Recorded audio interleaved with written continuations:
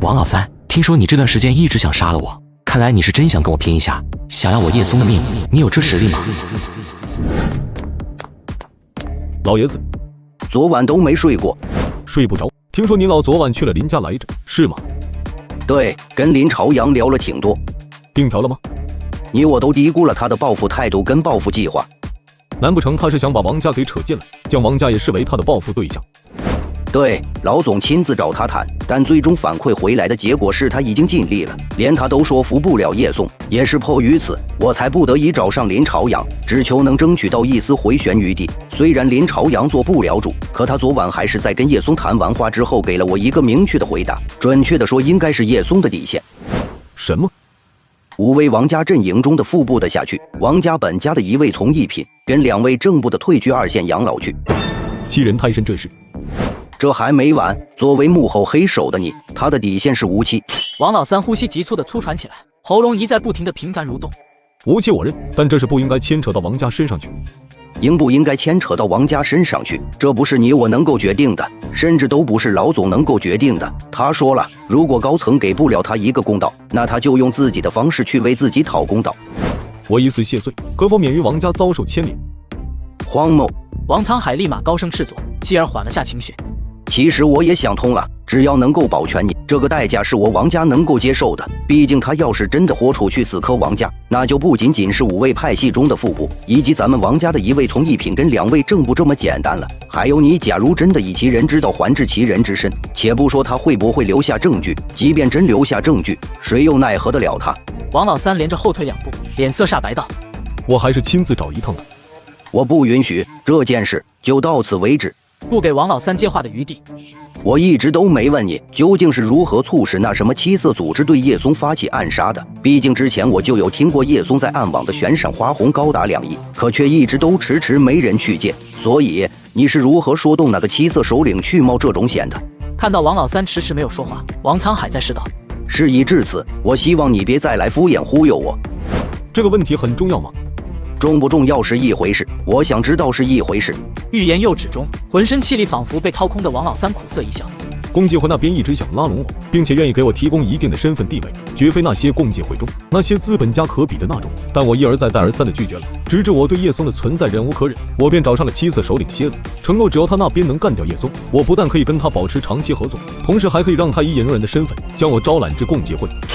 加入共济会，你疯了！共济会这3个字对于4、9成来说，甚至是对于体制内的人，尤其是高层来说有多么敏感？难道你还要我跟你说吗？那就是个禁忌，谁敢招惹就大祸临头的禁忌。而你竟然为了解决叶松，就以加入共济会作为条件，你知不知道这会为我王家惹来多大的祸端？还有，共济会为什么会3番4次的想拉拢你？各种缘由，你难道心里没数吗？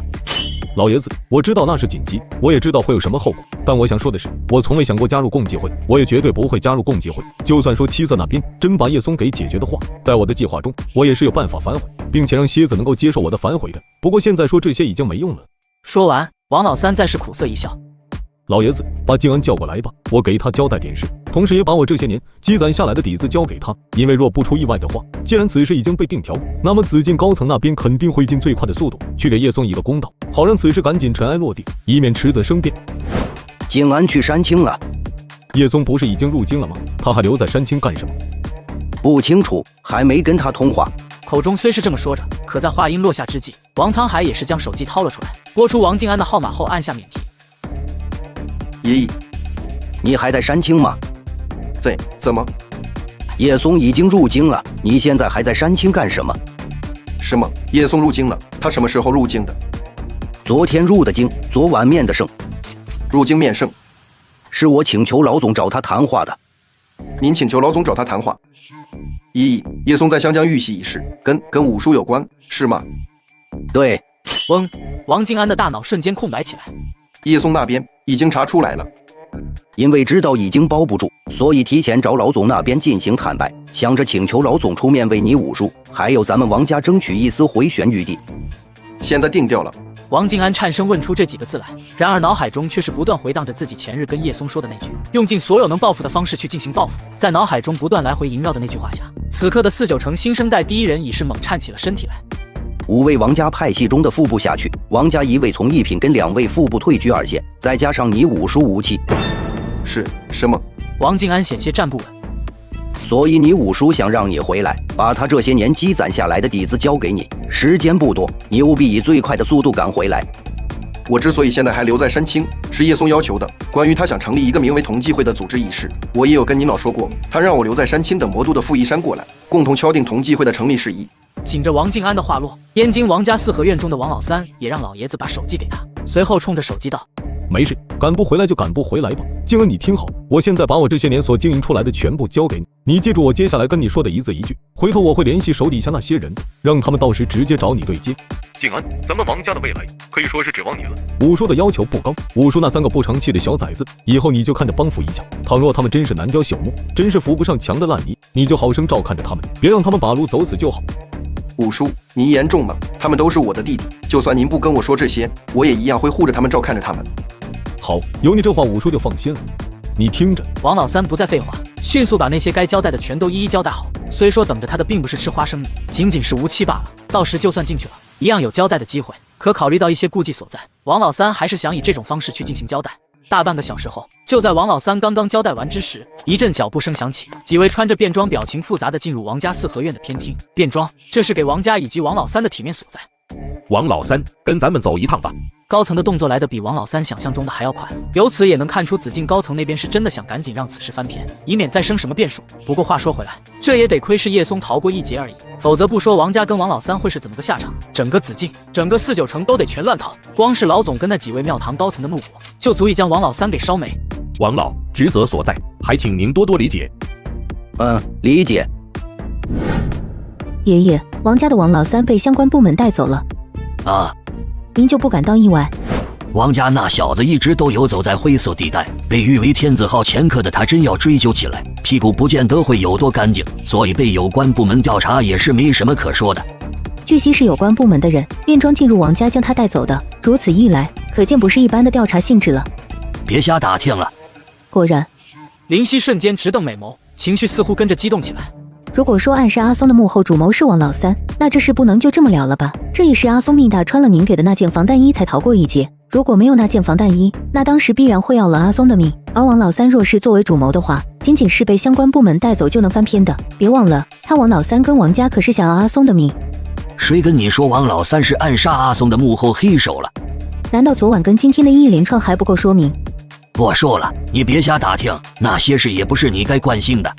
我就是想弄个明白。阿松，你来说。我说什么？跟我装傻呢是吧？既然爷爷让你别打听，那您就听他老人家的得了。他让你别打听，那就自有他的考量。你说你非得犟着刨根问底干啥呢？老爷，傅一山那边已经跟他说好了，今天下午他就抵达山青。哦，那你给他安排一下，我估计得明天才能回去。听说王家老五王老三今早被相关部门的人便装上门带走，这是跟你有关？你在湘江遭到暗杀的幕后主谋是王老三。不扯这些，你把傅一山给安排一下，等我回去就行。还有别的事没？没。行，那就先这么说了。随着叶松挂断通话，一旁的林夕立即好奇起来。什么情况你？啥事扯上傅一山了？之前不是跟你说过打算成立一个名为同济会的组织吗？想着把傅一山叫到山青来敲定一下相关事宜。不是，你这要折腾那什么同济会？那还能有假吗？就当是为后代留个基础吧。现在王静安就在山青等着，加上叶成英，再加上傅一山，有燕京、山青、魔都这3地的天字号大少坐镇，我没道理不去折腾一下。王静安现在在山青？是啊，前天来的，说是代表王家来看望我。索性我也趁着他在山青，就想着赶紧把同济会给落实敲定成立，完事把他安排在酒店下榻，等傅一山过来后再进行商议。话说现在王家那小子王静安跟傅家那小子傅一山都以你马首是瞻了。可人格魅力摆在那，没办法。叶松那小子怎么说？他的回答是不扯那些，然后就转移了话题。不扯那些，这算是默认了吗？看来叶松那小子这趟燕京之行就是奔着此事去的。您老也认为王老三被相关部门带走是跟叶松有关，是跟叶松之前在湘江遭到的暗杀一事有关吗？若被上门带走的是其他王家人，可能我不会认为跟叶松有关，毕竟如此疯狂的事儿，王家其他人没那个魄力。但带走的是王老三，怎么说呢？他是敢干，也是有魄力干的。毕竟华国第一掮客的名头绝不是空穴来风。不管怎么说都好，只要这是高层以及林家还有叶松那边不公开的话，谁都不敢去妄下定论。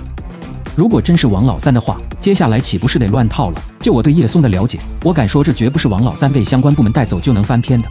如果假设成立的话，后续会如何取决于叶松那小子，而那小子的出牌方式，没人能够琢磨得了。但能肯定一点的是，这回够王家喝上一壶的了，伤筋动骨怕是必定免不了。罢了，不管那些了，我现在最庆幸的是当初让你朝叶松那小子进行靠拢，让你尽可能的去与他为伍。事实证明，这会是我这辈子做过的最明智选择之一。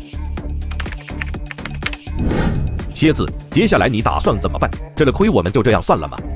不可能就这样算了。有你这句话我就懂了，我马上安排人去华国伏击叶松。来，开枪！我死在你手里，比死在九州安保的手里体面。冤有头债有主，既然叶松想借刀杀人，我如他所愿。